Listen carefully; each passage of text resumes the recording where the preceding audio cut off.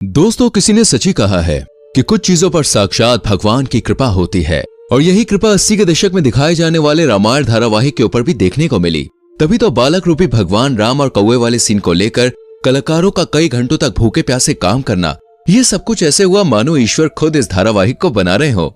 लेकिन ये सब हुआ कैसे और किस तरह इस धारावाहिक को शूट करने के दौरान कलाकारों ने वो चमत्कार अनुभव किए जिसकी कल्पना कर पाना भी असंभव लगता है। 78 एपिसोड्स के रामायण धारावाहिक में दोस्तों ऐसी बहुत सी घटनाएं घटी हैं जिनके बारे में जानकर आपके भी होश उड़ जाएंगे।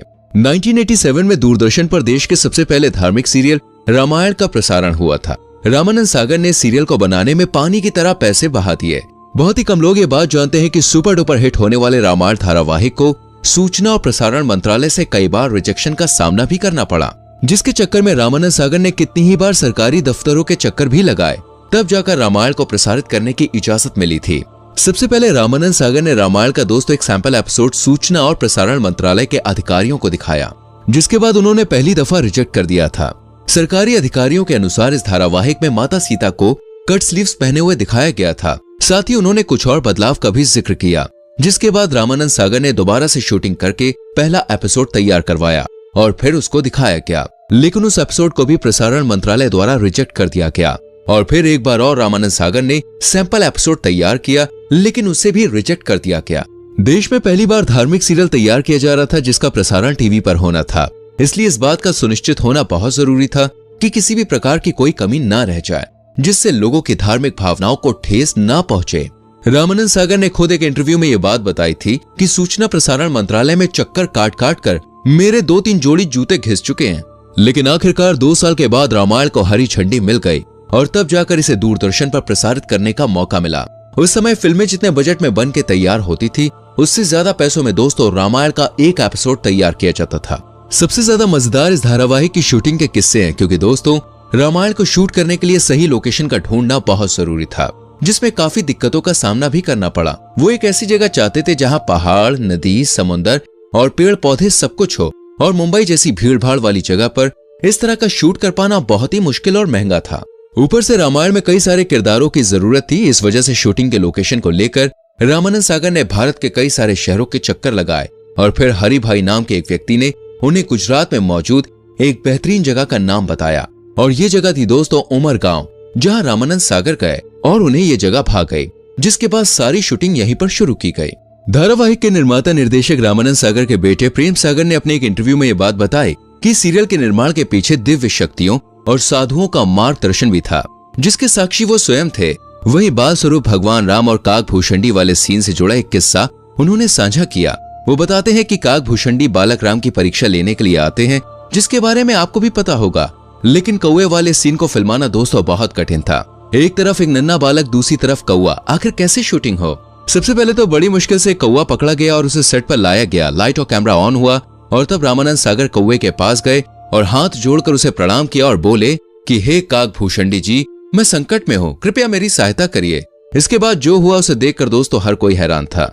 एक मंझा हुआ कलाकार जिस तरह काम करता है, ठीक उसी तरह कौवा भी काम कर रहा था। प्रेम सागर बताते हैं कि जब पापा जी कहते थे कि बच्चे को देखो तो कौवा उसकी तरफ देखने लगता था, तब रामानंद सागर कहते थे तो वो रोटी लेने लगता था। वो बच्चे के साथ ऐसे खेल रहा था मानो भाई पालतू कौवा हो। ये सब देखकर कोई भी यही कहेगा, मानो काकभूषणी जी स्वयं ही शूटिंग कर रहे हो। लेकिन जैसे ही कैमरा और लाइट ऑफ हुई, कौवा उड़कर ना जाने कहां गायब हो गया।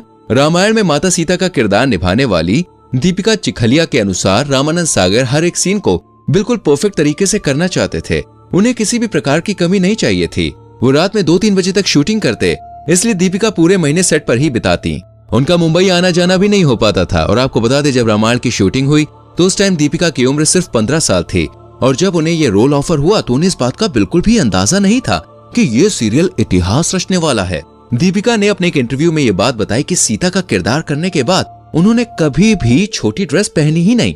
दोस्तों, रामायण में काम करने वाले हर एक किरदार को लोग बिल्कुल असली समझते थे।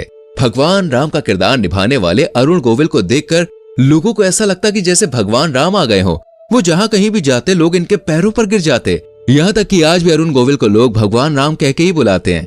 पर बहुत ही कम लोग ये बात जानते हैं कि भगवान राम के किरदार के लिए अरुण गोविल को पहले रिजेक्ट कर दिया गया था। जी हाँ, लेकिन बाद में इनकी मासूम और प्यारी मुस्कान को देखकर रामानंद सागर ने इन्हें अपना राम चुन लिया।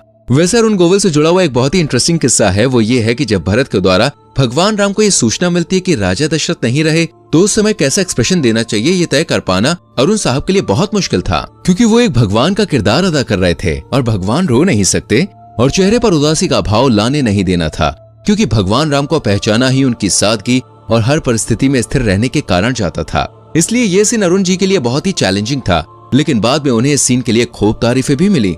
यहाँ तक कि भगवान राम की आंखों में आंसू देखकर जनता के भी आंसू छलक पड़े। लोग ये महसूस कर पा रहे थे कि पिता के जाने का गम भगवान राम को कितना हुआ है। भगवान राम के परम भक्त हनुमान जी का किरदार निभाने वाले दारा सिंह जी को भला कौन भूल सकता है। उन्होंने पर्दे पर इस किरदार को दोस्तों एकदम जीवंत बना दिया। लेकिन बहुत ही कम लोग ये बात जानते हैं कि जब रामानंद सागर ने उन्हें ये रोल ऑफर किया तो उन्होंने इसे करने से साफ मना कर दिया था, क्योंकि उस समय दारा सिंह 60 साल के हो गए थे। इसलिए अपनी उम्र का हवाला देकर उन्होंने काम करने से इनकार कर दिया। पर जब रामानंद सागर जी ने काम करने के लिए जिद करी, तब जाकर उन्होंने हनुमान जी का किरदार निभाने के लिए हाँ कह दिया, क्योंकि रामानंद सागर जानते थे कि अगर इस आइकॉनिक किरदार को कोई बलशाली इंसान कर सकता है तो वो सिर्फ दारा सिंह ही है।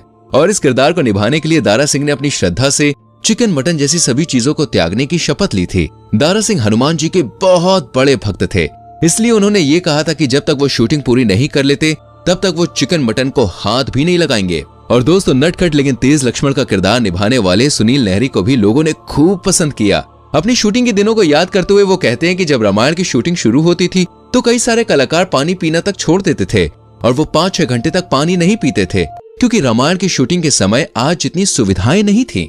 सेट पर वॉशरूम की काफी दिक्कतें थी, जिसकी वजह से लोग पानी तक नहीं पीते थे, क्योंकि अगर पानी पिएंगे तो टॉयलेट जाना पड़ेगा और गांव में ऐसी कोई भी सुविधा नहीं थी।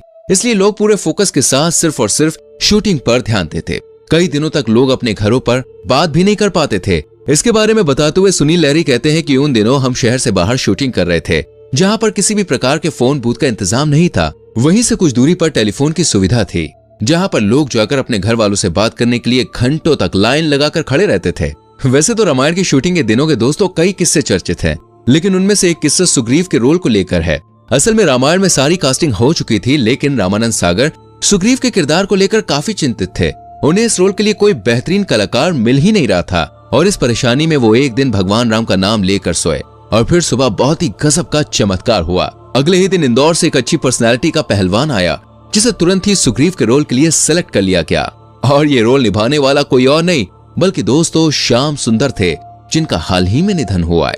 और दोस्तों, हम कैकेयी के किरदार को भाई कैसे भूल सकते हैं, जिसे पद्मा खन्ना नाम की अभिनेत्री ने बहुत ही खूबसूरत ढंग से निभाया। वाकई में उनके किरदार को देखकर लोग कैकेयी से नफरत करने लग गए थे और यही रामानंद सागर को चाहिए भी था। बाकी सीरियल के बारे में आपका क्या ख्याल है, हमें कमेंट करके जरूर बताना। वीडियो को लाइक और शेयर करना। आने वाली वीडियोस को देखने के लिए चैनल को सब्सक्राइब करके बेल आइकन प्रेस करें, जिससे आने वाली वीडियोस आपसे मिस ना हो। गाइस, मिलते हैं अगली वीडियो में। अपना बहुत ख्याल रखें। Bye bye, take care.